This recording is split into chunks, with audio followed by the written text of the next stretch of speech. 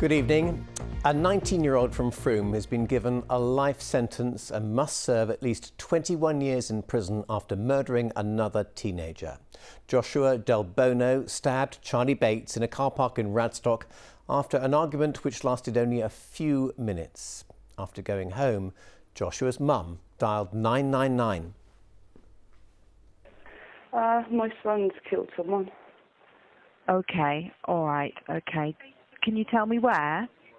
It was at Radstock earlier. He's just come back. I've just found out he's in my house now, but I can't let him go anywhere. Does he know you're on the phone? Yeah, he's here. I've told him I've got to do it. As today's guilty verdict was announced at Bristol Crown Court, there were gasps and applause from Charley's family.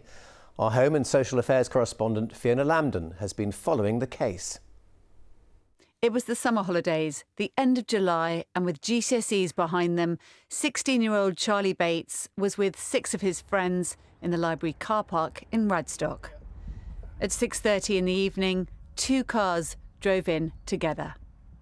There was a history of bad feeling between Charley and the young men in the first car. Charley left the benches and approached the car. An argument then broke out over a small sum of money, no more than £20 or £30. But this heated conversation soon turned into a fight. This is Joshua Delbono, captured on CCTV a few hours before. He was driving the second car. He sat in it, rolling a joint. He didn't know Charley. There was a fight taking place where no weapons were being used.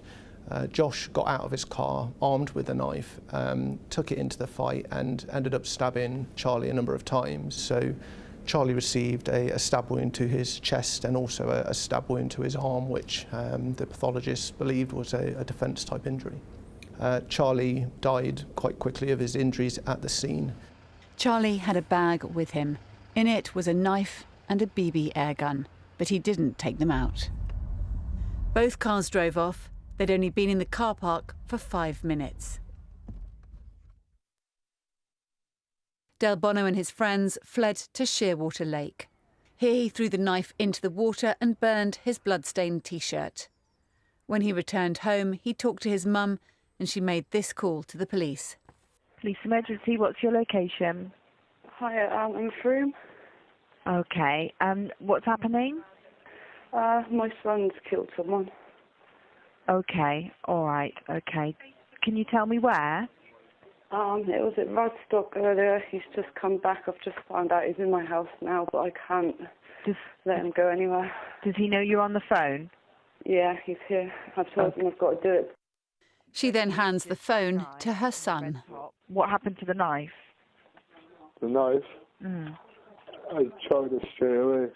Josh's mum took a really important and brave decision to call the police at that point and to tell them what had happened, which I think for any parent must be an incredibly difficult thing to do. But, you know, I do thank her for doing that. It was definitely the right thing to do. Tonight, 2 young lives destroyed. One teenager is dead and another is in prison, as 2 families are torn apart by knife crime. Fiona Lambden, BBC Points West. Well, today